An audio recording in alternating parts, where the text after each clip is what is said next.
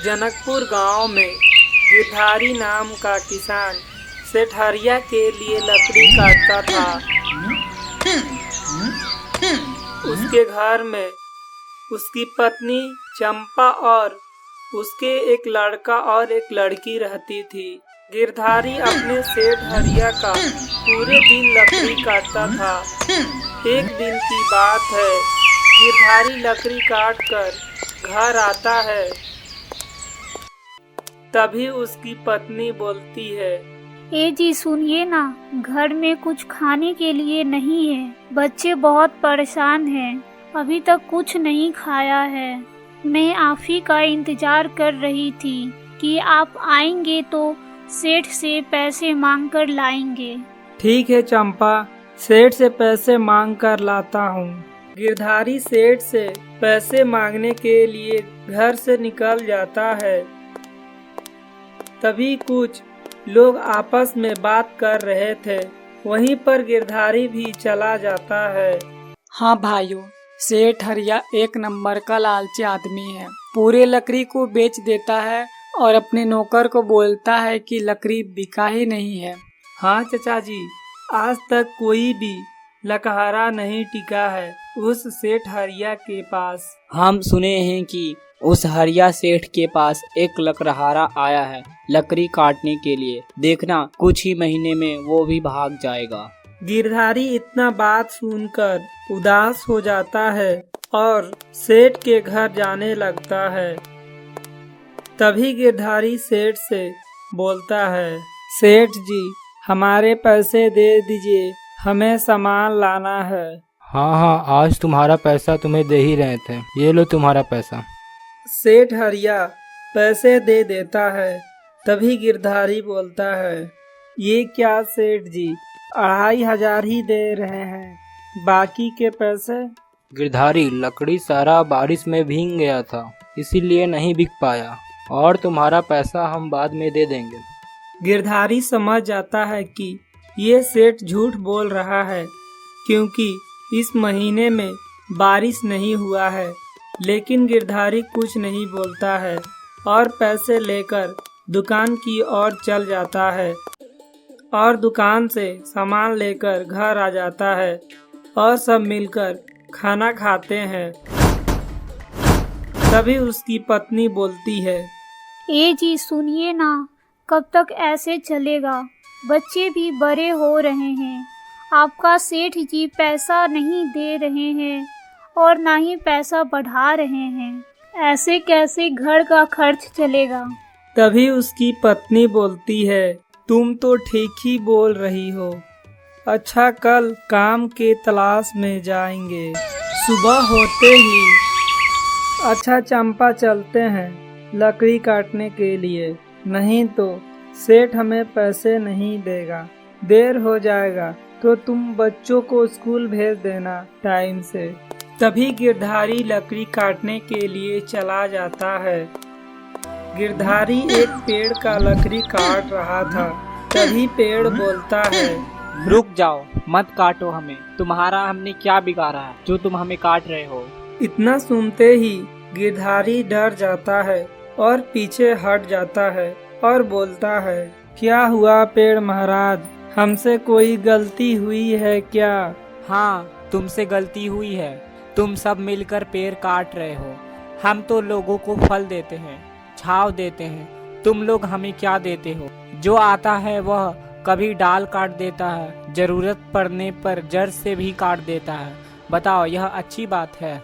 नहीं पेड़ महाराज, लेकिन हम क्या करें, हम एक लकड़हारा हैं, लकड़ी काटना मेरा काम है, नहीं तो हमें सेठ पैसे नहीं देगा।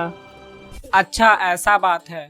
हम एक बोलने वाले पेड़ हैं, जो हमें अच्छा लगता है उसकी मदद करते हैं, और तुम एक अच्छे दिल के इंसान लगते हो। सुनो, तुम ठीक 12 बजे अपने घर के सामने वाले रोड से जाओगे तो तुम्हें जंगल दिखेगा। तुम डरना नहीं, तुम उसी जंगल से जाओगे, तुम्हें एक रास्ते में गुफा दिखेगा। तुम उस गुफा में जाओगे तो एक संदूक दिखेगा, तुम्हें उसे घर लेकर चले आना है। हम तुम्हारे सपने में आकर बताएंगे कि उस संदूक का क्या करना है। ठीक है पेड़ महाराज, हम ऐसा ही करेंगे। ठीक है, अब तुम घर जा सकते हो। गिरधारी बहुत खुश हो जाता है और घर आ जाता है। तभी उसकी पत्नी बोलती है, क्या हुआ जी, आज आप बहुत जल्दी घर आ गए हैं, क्या बात है? क्या बताएं चंपा, हम बहुत ज्यादा खुश हैं। एक जादुई पेड़ से बात किए हैं हम। आप पेड़ से क्या बात किए? तो सुनो, हम बताते हैं। गिरधारी पेड़ के बारे में सारा बात बता देता है। ये तो बहुत अच्छी बात है।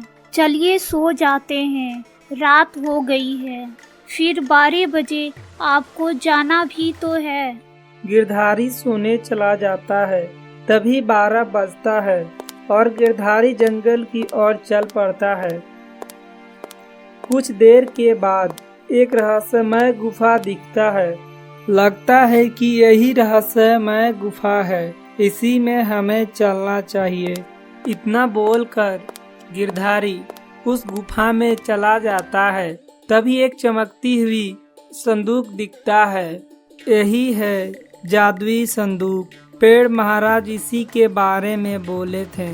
चलो इसको जल्दी से घर ले जाते हैं। ये संदूक कितना अच्छा चमक रहा है। अब बस रात होने का इंतजार है। जैसे रात होगा पेड़ महाराज सपने में बता देंगे क्या करना है। हाँ चंपा, बस इस संदूक का क्या करना है पता चल जाए तो हम कुछ कर पाएंगे। तभी रात हो जाती है। गिरधारी की फैमिली सो जाती है। तभी कुछ देर के बाद सपने में गिरधारी पेड़ के पास जाता है और बोलता है, पेड़ महाराज, हमें उस संदूक से क्या करना चाहिए? गिरधारी, वह संदूक ऐसा वैसा नहीं है, वह एक जादुई संदूक है। तुम उस संदूक में जो चीज डालोगे वह डबल हो जाएगा। अब तुम जा सकते। सुबह हो जाता है। गिरधारी बहुत खुश हो जाता है और अपने पत्नी को बोलता है, चंपा तुम्हें कुछ याद है? तुमको एक दिन हम लकड़ी काटने गए थे तो तुम्हें एक दिन संजीवनी बूटी का बीज लाकर दिए थे। हाँ याद है। उसी को लेकर आओ, पहले उसी को डालेंगे। चंपा के संजीवनी बूटी डालते ही संदूक संजीवनी बूटी से भर जाता है। ये देखकर गिरधारी और उसकी पत्नी बहुत खुश हो जाती है और गिरधारी बोलता है, अब हम इसी से बेचकर घर खर्चा चलाएंगे। हाँ जी, उस लालची सेठ के लिए अब आपको लकड़ी नहीं काटना पड़ेगा। नहीं चंपा, ये सब नहीं बोलते हैं। सेठ जी का ही वजह से हमें ये सब मिला है। ए जी, एक काम कीजिए ना, इस जादुई संदूक में पैसे डाल दीजिए। पैसे ज्यादा हो जाएंगे तो आपको संजीवनी बूटी बेचने नहीं जाना पड़ेगा। नहीं चंपा, हमें ऐसा नहीं करना चाहिए। हमें मेहनत से पैसे कमाना चाहिए। सुबह अगले दिन गिरधारी संजीवनी बूटी के बीज को बेचने चला जाता है। गिरधारी सस्ते दामों पर बेच देता है। गिरधारी बेचकर अपने पत्नी को पैसे दे देता है। तभी उसकी पत्नी बोलती है, मुनाफा तो ज्यादा हुआ है, इन पैसों से बच्चों की फीस जमा हो जाएगा। गिरधारी रोज ऐसे ही करता, बाजार जाकर बेच आता था। देखते ही देखते गिरधारी अमीर बन जाता है और उधर सेठ हरिया दिन पर दिन गरीब बनते जाता है। तभी सेठ रामू को बोलता है, रामू, गिरधारी काम पर नहीं आ रहा है, पता करो तो क्या कर रहा है। दिन पर दिन अमीर होते जा रहा है। ठीक है सेठ जी, कल जाकर पता करेंगे। सुबह होते ही रामू गिरधारी के घर में जाकर देख लेता है।